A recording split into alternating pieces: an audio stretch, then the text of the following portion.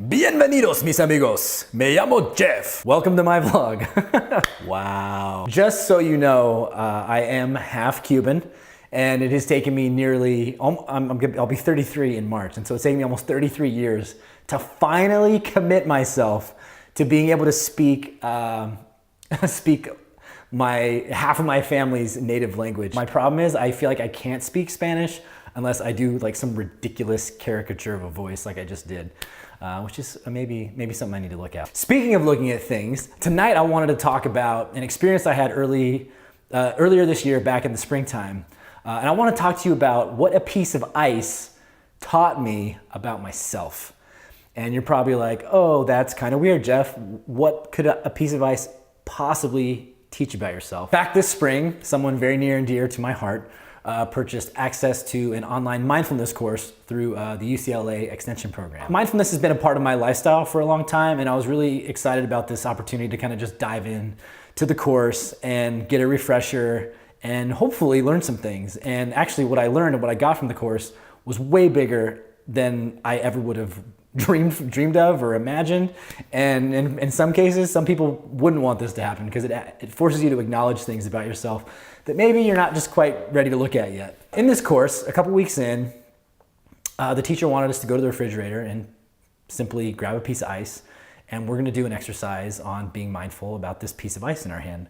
So put the ice in my left hand. The teacher's talking about, drawing your attention towards the piece of ice and being aware of the sensations that you're feeling. This is standard mindfulness stuff.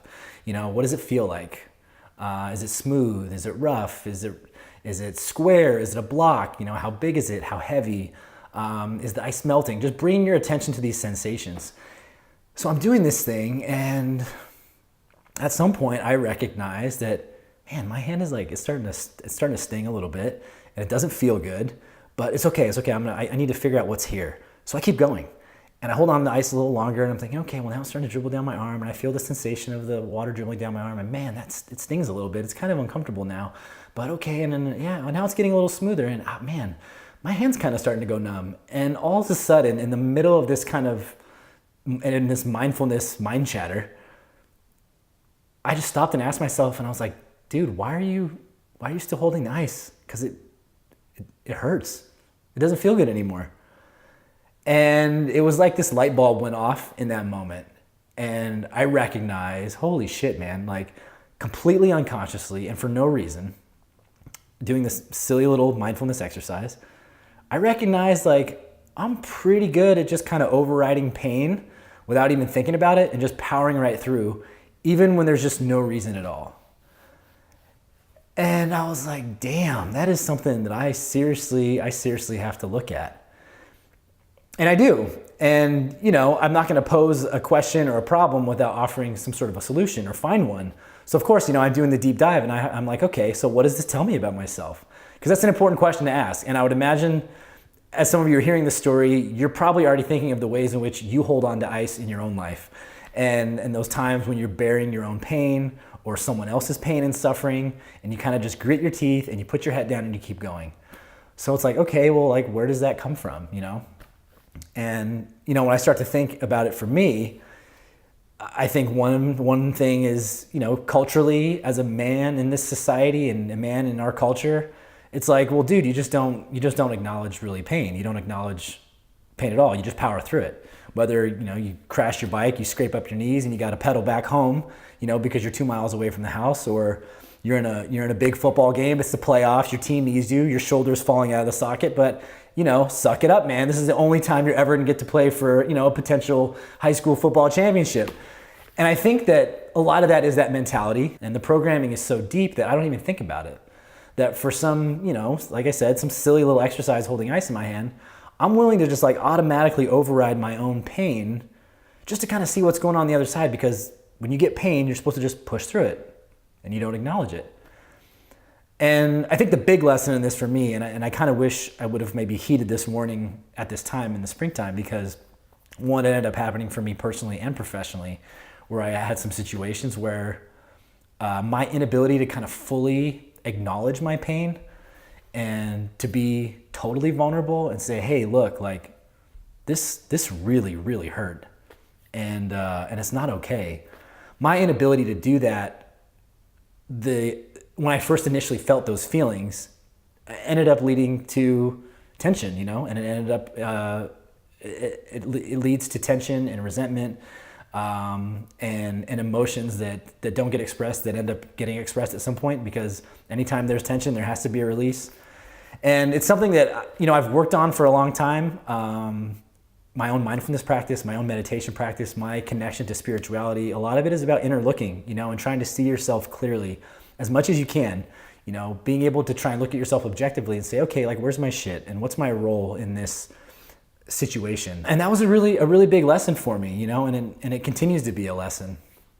And I guess I wanted to bring this up because I feel like that's something that I think some people like me, you might be one of them, might not be as good about kind of voicing your hurt, and maybe it's not so much about voicing your hurt, but it's more about really bearing your soul, right? And peeling back that armor and kind of opening yourself up and saying, hey, like, I need to be vulnerable right now and say, like, this hurts. And I think an important lesson that I have learned is that there's more strength in being vulnerable than trying to protect your vulnerability. It's been a hard lesson. I'm still learning it. It definitely became an issue in professional and personal relationships that were important to me. And it's something that I'm working on. So I've set an intention for myself this year. Like, 1, I'm not going to overextend myself. And 2, I'm just going to be really brutally honest with myself and with others about the things that hurt and then when I feel pain. And I'm not saying that I expect to not feel pain, but I'm not going to ignore it anymore. I'm sure some of you out there feel like you're holding your own piece of ice, and it's going to be up to you to do the work to figure out what that looks like and why. Don't be afraid to do the deep dive. You're going to have to get quiet. Don't be afraid to talk to other people, because sometimes other people can see us a little more clearly than we can see ourselves. And I can definitely say there's, a handful of relationships in my life that are really good at reflecting truth back at me. And I cherish those relationships because that's what pushes us to be better. And it's what pushes us to be our best selves. So that's the vlog for tonight. Would love to hear your comments below. Love to engage with you guys. I'm down to interact. I want to have a discussion about these things and hear your thoughts and maybe even strategies that you've discovered in your stories about how maybe you've overcome stuff like this in the past. Or you can just share with us what's your piece of ice, and maybe we can work through it together. Thanks for joining me tonight. I really appreciate you guys being here. This is now going to become kind of a sacred space for me and for us, and I'm just wholly appreciative of that. So thanks so much, and have a great night. Peace. Hey everybody, if you enjoyed today's video, go ahead and click the subscribe link here on YouTube, or if you're watching this on Facebook, go ahead and like the Facebook page and follow first if you want to see this update in your feed every single Wednesday night. Also, you can follow me on Instagram at @thebomberger. I'll do my best to make sure that I'm much more prolific on Instagram. Until then, thanks for watching, and I will see you guys next time. That's all, folks.